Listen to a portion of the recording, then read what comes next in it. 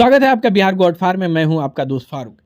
बकरी पालकों की हमेशा से ये शिकायत रहती है कि जिस अनुपात में वो अपने बकरे बकरियों को चारा खिलाते हैं उस अनुपात में वह वजन नहीं बढ़ा पाते हैं।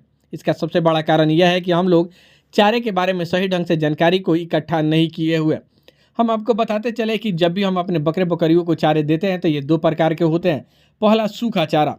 सूखा चारा की जब भी बात होती है तो वह दलहनी भूसा की बात होती है।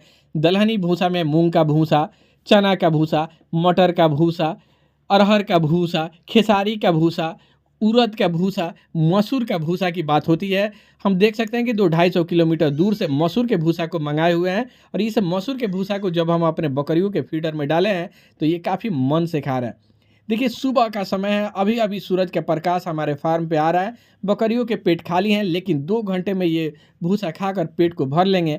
इस भूसे से उनके वजन भी आएगा, कारण कि दलहनी भूसा में प्रोटीन की मात्रा अच्छी खासी होती है।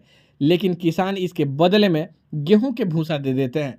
जब भी गेहूं के भूसा देते हैं तो बकरे बकरियां नहीं खाते हैं, तो वह चोकर और मकई का दरा डाल देते हैं। इसे तो बकरे बकरियां खा लेते हैं लेकिन वजन वह नहीं लेते हैं। कारण यह है कि गेहूं के भूसा में कोई पोषक तत्व नहीं होता है, वह पेट भरने के लिए ही दिया जाता है।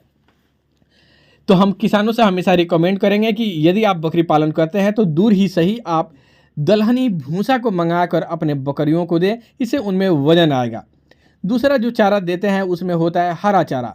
हरा चारा में आप अच्छी तरह से अध्ययन करें, रिसर्च करें कि जो चारा आप हरा दे रहे हैं वह चारे में प्रोटीन की मात्रा कितनी है।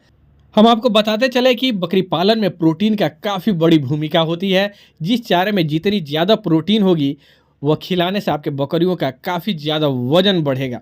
इसलिए जब भी आप बकरियों को चारा दें तो प्रोटीन देख लें कि किस में कितना मात्रा